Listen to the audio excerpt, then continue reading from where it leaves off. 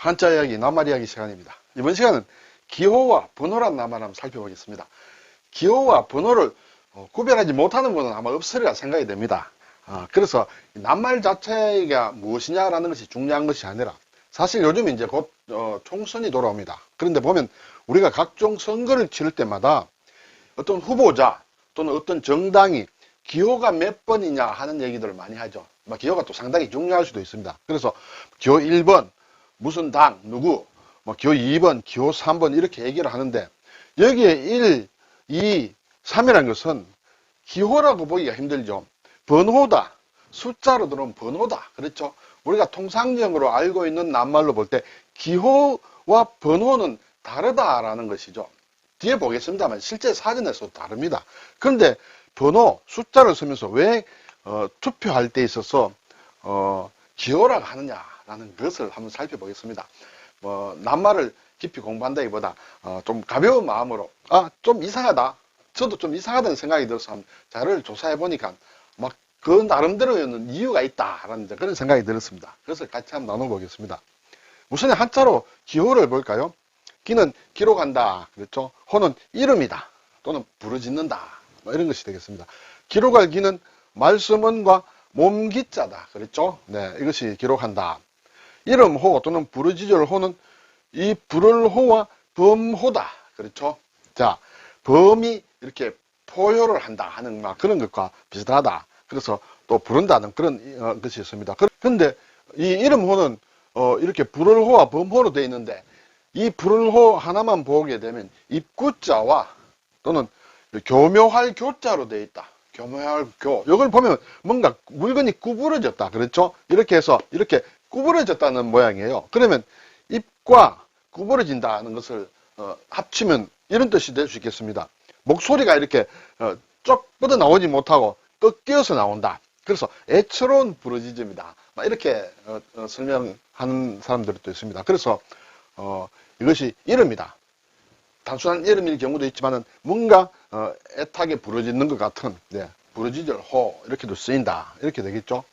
그러면 기호라는 것은 무엇이냐? 우리가 뭔가를 기록하는 호는 여기서 부호다. 무엇을 기록하기 위한 나타내기 위한 부호다. 이렇게 일단은 생각할 수 있겠습니다. 자, 번호는 보면 이제 차례 번자다. 또는 갈마든다. 교대로 이렇게 하는 것을 갈마든다. 그리고 호다. 이렇게 되죠.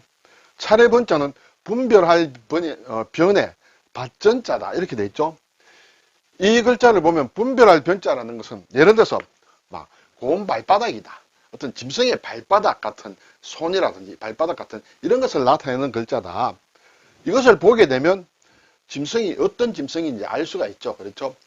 곰 발바닥인지 호랑이 발인지 토끼 발인지 알 수가 있다는 것이죠. 그리고 밭이다. 밭에 짐승이 침입을 해서 찍어 놓은 걸 보면 어느 짐승이 왔다 갔다 하는 걸 알 수 있다. 그렇죠. 그리고 그것이 발바닥이 이렇게 차례차례 있다 보니까 갈마든다. 차례다. 이런 의미로 쓸 수가 있겠죠. 그래서 차례번이다. 그래서 번호다. 번호라는 것은 우리가 숫자로 매겨서 어떤 순서를 부여하는 그것을 번호라고 얘기를 할 수가 있죠. 그러면 국어사전에서 기호와 번호가 어떻게 다르냐 보니 기호는 어떠한 뜻을 나타내기 위하여 쓰이는 부호 글자는 아닙니다. 그렇죠? 부호다. 숫자도 아니에요. 그리고 문자는 들어간다. 부호에는 문자가 안 들어갈지 몰라도 이 기호에는 부호도 들어가고 문자도 들어가고 어떤 또 표식이다, 표지다. 이것을 통틀어서 이루는 것이 기호다는 것이죠. 심벌이다. 이런 말로도 대체할 수 있는데 심벌에는 물론 또 크게 두 가지 뜻이 있는데 여기에 보면 어떤 의미를 나타내기 위한 문자나 부호를 심벌이를 한다. 그것이 기호다. 그렇지만 분명한 것은 기호라는 설명 속에 숫자는 들어가 있지 않다. 그러면 번호는 무엇이냐? 번호는 차례를 나타내기 위해 매겨진 숫자를 얘기합니다. 그러면 기호와 번호는 확실히 구분됩니다. 우리가 지금까지 알고 있는 그 어떤 내용대로 확실히 구분이 된다. 그런데 왜 선거 투표할 때는 왜 기호라고 하면서 번호를 적어서 기호라고 하느냐는 것이죠. 그것이 이제 좀 재미있는 내용이다. 이렇게 되겠습니다. 그래서 보면 우리가 투표를 할 때 기호 1번 무슨 당 누구누구 후보다. 기호 2번, 기호 3번. 이래서인지 몰라도 국가의 선거에서 뿐만 아니라 예를 들어서 학교에서 학생회장을 뽑는다 할 때도 기호 1번, 기호 2번, 또 반에 학급의 반장을 뽑을 때도 기호 1번, 기호 2번 이렇게 적도록 한다. 숫자를 적으면서 기호라고 한다. 왜 그럴까 하는 것이죠. 자, 그래서 기호와 번호는 확실히 다릅니다. 번호를 적어놓고 왜 기호라고 하느냐. 네, 그렇죠? 네. 자, 그래서 지금 이제 투표용지를 한번 보겠습니다. 아마 지역구 비례대표가 있다. 여기에서 보면 이제 한 명의 후보자에게 기표를 하죠. 여기에 이제 무슨 기표를 한다 이것이에요. 그렇죠? 하나만 하는 것이죠. 하나만 하는데 여기 보면 1, 2, 3, 4, 5 이렇게 돼 있죠. 이것이 번호를 적었는데 이것이 기호다는 것이에요. 그렇죠? 우리가 다 알고 있습니다. 비례대표도 마찬가지다. 무슨 당이 있는데 1, 2, 3, 4, 5는 이것은 번호가 아니고 기호라고 얘기한다. 기호 1, 기호 2 이렇게 얘기하지 번호 1, 번호 2라고는 하지 않는다. 이렇게 되죠. 그리고 이제 특히 이제 비례정당 투표 같은 거 할 때 기호를 부여를 한다. 이때 기호라고 쓴다. 번호라고 하지 않고 1, 2, 3, 4, 5, 6, 7, 8, 9, 10 어떤 기준에 의해서 기호를 부여한다. 예. 그래서 이 기호라고 적어서 1, 2, 3, 4, 5, 6, 7, 8, 9 이렇게 쭉 나왔는데 이것은 분명히 기호가 아니고 번호다. 그렇죠? 번호인데 여기 번호를 적어 놓고 기호라고 한다는 것이죠. 저는 처음에는 좀 이상했다. 왜 그럴까? 이렇게 자료를 좀 많이 찾아보니 그럴 수도 있겠다는 것이 이제 들어왔습니다. 야, 우리나라 역대 옛날 투표용지를 보니 제4대 대통령 선거 투표용지인데 이것은 번호가 아닙니다. 그렇죠? 짝대기 하나, 막대 하나, 또 짝대기 2개, 짝대기 하나, 조병옥, 짝대기 2개, 이승만. 예. 지금 쉽게 이야기하면 1번, 2번이다. 이렇죠. 그렇지만 1, 2는 아니에요. 이것이 아라비아 숫자로 도 1도 아니고 로마자로는 물론 1, 2일 수 있습니다만은 그걸로 쓴 것이 아니라 막대의 개수다. 그리고 제5대 부통령 선거 투표용지를 보니 하나, 둘, 짝대기 둘, 짝대기 셋, 짝대기 넷 이렇게 막대로 그려져 있다. 이렇게 되죠. 그리고 이름 이렇게 돼 있다. 여기에 이제 무슨 표시를 한다. 이렇게 되죠. 또 제5대 국회 민의원 선거 투표용지를 보니까 굉장히 많습니다. 여기에 하나, 짝대기 둘, 셋, 넷, 다섯, 여섯, 일곱, 여덟, 아홉, 11번째는 여기 10개 하고 짝대기 1개를 또 했습니다. 짝대기가 11개다. 12, 13, 14 이렇게 해서 20까지 갔습니다. 이렇게 막대가 이렇게 20개까지 갔다. 그럼 21번은 또 21개, 22, 23 이렇게 표시를 하도록 되어 있다. 그렇죠?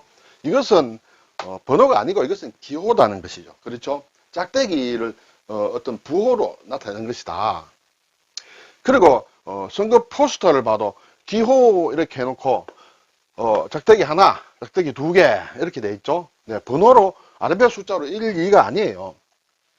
자, 예전에 민주공화당 박정희 이렇게 해서 짝대기 6개 해놓고 6개는 세기 힘들 수 있습니다. 중간에 세다가 여기에서는 괜찮습니다만 투표용지에 보면 이렇게 세기도 힘들고 그 당시에는 예전에는 문맹자가 있었어요. 아주 쉬운 한글이지만 문맹자가 있어서 이름을 못 읽는다. 짝대기 몇 개를 보고 찍어라 이렇게 됐어요. 그래서 짝대기를 표시했는데 여기는 이제 또 6번이라고 이렇게 또 번호를 추가를 더 했습니다. 또 보니까 민중당, 신민당, 김준현 후보, 윤보순 후보, 기호 짝대기 3개, 여기는 5개 막 이런 식으로 돼 있다는 것이죠. 또 여기는 아라비아 숫자도 들어와 있지 않다. 예전에는 이렇게 했다는 것이에요. 문맹이 많아서 그렇다. 네, 아라비아 숫자도 못 읽는 사람이 있다는 것이죠. 1, 2, 3, 4, 5 이름은 말할 것도 없고 그래서 짝대기 숫자를 가지고 투표를 했다. 그래서 기호라는 숫자를 했다. 만약에 처음부터 아라비아 숫자로 1, 2, 3, 4, 5로 했으면 저는 여기에 기호라는 말이 나오지 않았다고 생각이 됩니다. 순번이라든지 번호라든지 이렇게 됐지 않느냐. 그런데 처음 스타트가 이렇게 짝대기란 기호로 표시했기 때문에 그것이 지금까지 남아있다. 이렇게 되겠습니다. 그래서 우리나라 역대 투표용지 그걸 이제 내용을 보면 막대기호다. 막대기호. 그리고 세로서기 투표용지부터 시작을 했다는 것이에요. 1948년 재헌 국회의원 선거를 시작으로 근대적 민주선거가 도입된 이후 초기 선거에서는 세로서기로 했다. 그렇죠? 그리고 가로로 정렬된 투표용지를 사용했는데 글자는 새로 새기면서 이렇게 가로로 늘어놓았다는 것이죠. 후보자명은 한자와 한글을 변경했다. 이 공화국까지는 정당 추천제가 아니었기 때문에 소속 정당명은 표기되지 않았다. 일단 그렇게 되고, 그리고 기호라는 것은 문맹률이 높아서 아라비아 숫자 대신에 후보자 식별을 쉽게 하도록 하기 위해 막대 기호를 사용했다. 예, 아라비아 숫자를 못 읽는 사람이 많았다는 것이죠. 한글을 못 읽는 사람도 많았죠. 예, 예전에는 학교에 다니지 않은 사람이 많았기 때문에. 그래서 막대 기호를 사용해서 숫자를 가지고 했다. 그렇죠? 그래서 후보자가 10명까지는 한 단에 10개를 표시를 했다. 한 단으로 표시하였고, 10명을 초과할 때는 매 10명마다 또 밑에 한 단을 또 해서 추가를 했다. 앞에서 본 것처럼. 그래서 기호로 표시했다. 그래서 기호란 말이 생겼다는 것이죠. 그런데 이제 나중에 시간이 지나면서 아라비아 숫자 정도 또는 한글 정도는 이제 읽는 시기가 오죠. 그래서 아라비아 숫자 표기의 투표용지가 됐는데 1948년 재헌국회의원 선거에서부터 투표용지에 표기되어 오던 앞에서 본 막대 기호는 1971년 4월 실시된 제7대 대통령 선거 때부터 사라졌다. 그리고 아라비아 숫자가 기호 표시로 등장했다. 기호 표시로. 네. 이 이제 아라비아 숫자가 아닌 하나의 어떤 기호화 시켜서 기호 표시로 간주를 했다. 이렇게 되겠죠. 그래서 이후에 투표용지는 투표용지 후보자 기호는 현재까지 아라비아 숫자를 지금까지 사용하고 있다. 이렇게 되겠죠. 사실은 아라비아 숫자 없어도 상관없죠. 이름만 있고 당만 있으면 그거 보고 할 수도 있죠. 그렇지만 숫자가 있으면 이제 확실히 좀 덜 헷갈릴 수도 있다. 편한 게 있다. 그리고 숫자를 붙이는 것이 그렇게 어려운 게 아니기 때문에 지금까지 아라비아 숫자를 해서 모든 사람들이 1번이다, 2번이다, 3번이다 이렇게 해서 숫자 보고 쉽게 찍을 수 있다. 그리고 각 어떤 후보자들의 이름을 사실은 모르는 경우도 좀 있죠. 네, 그래서 아라비아 숫자를 하고 있다. 이렇게 되겠습니다. 자, 제가 공직선거법을 한번 살펴보았어요. 우리 지금 현재의 공직선거법에 제64조 해서 선거벽보를 붙입니다. 포스터, 그렇죠? 선거벽보에는 선거운동에 사용하는 선거벽보에는 후보자의 사진이 들어가야 되고 성명이 들어가야 되고 기호가 들어가야 된다. 예.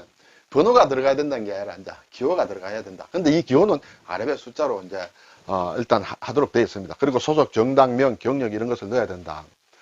근데 여기 이제 150조 투표용지에 정당 후보자의 게재 순위 등 해서 나오는 걸 보면 투표용지에는 후보자의 기호가 들어가야 된다. 그렇죠? 정당 추천 후보자의 소속 정당 및 성명을 표시해야 한다. 이렇게 준비되어 있습니다. 그리고 제2항에 보면 이 기호는 투표용지에 게재할 정당 또는 후보자의 순위에 의하여 1, 2, 3 등으로 표시해야 한다. 기호를 이제 1, 2, 3 숫자로 표기하도록 해야 된다. 이렇게 해서 정해져 있다. 네. 그래서 아라비아 숫자를 쓰면서 번호를 하지 않고 기호라고 읽는다라고 이렇게 법에 되어 있다. 이렇게 되죠. 네. 그리고 이제 공직선거법에 보면 이제 하나 더 보면 이제 투표와 관련돼서 이제 실제 투표한다. 그래서 선거 방법은 어떻게 하느냐? 선거는 기표 방법에 의한 투표를 한다. 기표 방법이 뭐냐? 뭔가 표시를 한다는 것이에요. 그러면 딴 나라는 표시 안 하느냐? 선거가 나라마다 많이 다른 것 같아요. 투표 용지 방법이. 예를 들어서 가까운 일본의 경우에는 번호 이런 게 없습니다. 후보자의 이름을 직접 적어야 돼요. 이름을 직접 적어야 된다. 그래서 한자도 시킨 것도 있고 그렇죠. 그래서 무효표가 많이 나오는 거예요. 일본은 우리보다는. 왜냐하면 이름을 적다 보면 어려운 글자, 사람에 따라서는 자기에게 어려운 글자도 있겠죠. 그러다 보면 잘 못 적을 수도 있다. 어쨌든 일본은 이렇게 기호도 없고 뭐도 없습니다. 그냥 이름은 내가 원하는 사람의 이름을 적어야 된다. 근데 우리는 이름을 적지 않고 표를 한다. 표를 하는 방법이다. 그렇죠? 그 기표 방법에 의해서 투표를 한다. 그럼 이 159조에 보면 기표 방법은 또 어떻게 되느냐 하면 선거인이 투표용지에 기표를 하는 때는 이런 표시가 있죠. 네, 우리가 선거해보면 압니다. 투표할 때 이러한 표가 각인된 기표 용구를 사용하여야 한다. 이렇게 돼 있어요. 다만 거소투표자가 거소투표, 예를 들어 막 배에서 한다든지 원양배, 그렇죠? 선상투표 같은 걸 포함해서 이럴 때는 동그라미 표만 할 수가 있다. 왜냐하면 기표 용구를 이렇게 보낼 수가 없다. 그럴 때는 동그라미만 하도록 돼 있다. 이렇게 돼 있어요. 자, 이 기표 용문은 이제 이것이 이렇게 되어 있는데 이것이 뭐냐 하는 것도 한번 살펴보겠습니다. 1948년 선거 도입 이후에 초기 선거법에는 이러한 기표 용구에 대한 명확한 규정이 없었다.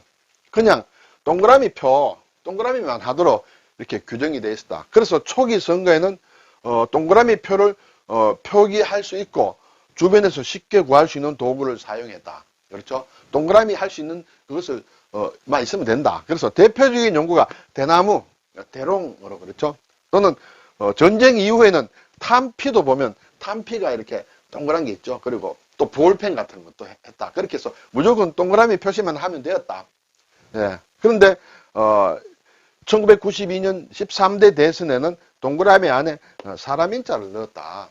왜냐하면 이게 이제 무효표가 많이 나온다. 예전에는 투표를 찍는 인주가 이렇게 좋지 않아서 빨리 잘 안 마르죠. 그래서 한번 접었을 때 동그라미가 반대에 좀 접히는 경우가 있다. 그럼 어느 것인지 모르겠다. 이러면 이제 무효표가 된다. 그래서 일단은 사람 인자를 넣어봤다. 사람 인자를 넣으니까 이것도 접히면 어느 건지 잘 모른다. 그래서 94년부터 전복자를 넣었다. 전복자는 이렇게 찍히더라도 반대편에 찍힌 것은 이런 표시가 아니고 반대로 나온다. 그래서 이것이 전복이다. 네, 이 글자가 사람 인자가 아니고 전복자다라는 것을 다시 한번 우리가 살펴볼 수 있습니다. 네, 오늘 기호 번호에 대해서 요즘 또 이제 선거가 다가오기 때문에 좀 궁금한 점을 한번 살펴보았습니다. 자, 기호는 한자로 정자로는 이렇게 쓴다 그렇죠? 신자체는 이 호자 왼쪽에 있는 이것이 쓰인다. 그리고 간체자는 이 기자는 사람 말씀은이 이렇게 바뀐다. 이렇게 되죠. 네, 오늘 기호 번호에 대해서 한번 살펴보았습니다. 감사합니다.